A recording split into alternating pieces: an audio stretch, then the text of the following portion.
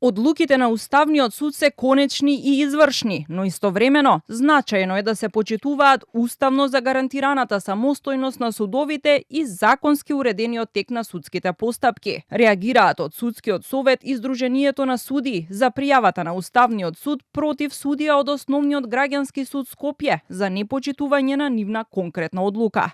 Во заедничкото соопштение се потенцира неправосилноста на решението на судијата, против кое е поднесено и жалба по која сега треба да одлучува апелација. Постапката се уште е во тек, а оценката на законитоста на првостепената одлука му припаѓа само на надлежниот второстепен суд.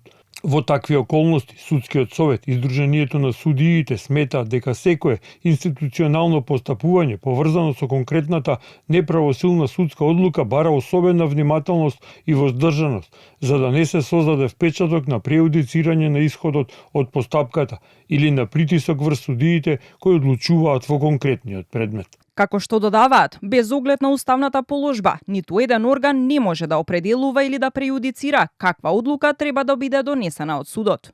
Канал 5 го контактираше председателот на Уставниот суд Дарко Костадиновски за став по реакциите кои деновиве ја разбрануваа правната фела, отварајќи ги дилемите дали во овој случај Уставниот суд ги пречекорил неговите надлежности, дополнително создавајќи потенцијален притисок врз судската независност и автономија. Костадиновски не одговори конкретно на досегашните дилеми, но изјави дека ќе го разгледа заедничкото соопштение на Судскиот совет и Сдруженијето на судии и како што рече, доколку има потреба, Уставниот суд ќе излезе со свој став. Според правниот експерт Дарко Аврамовски, ваквата постапка на Уставниот суд е избрзана токму поради неправосилноста на решението на судијата од Основниот суд. Меѓутоа, како што вели, заедничкото соопштение на Судскиот совет и Сдруженијето на судии делумно ја носи дебатата за односот меѓу редовното судство и Уставниот суд во непотребен правец. Мислам дека во конкретниот случај одлуката на Уставниот суд да го активира овој механизам беше преуранета,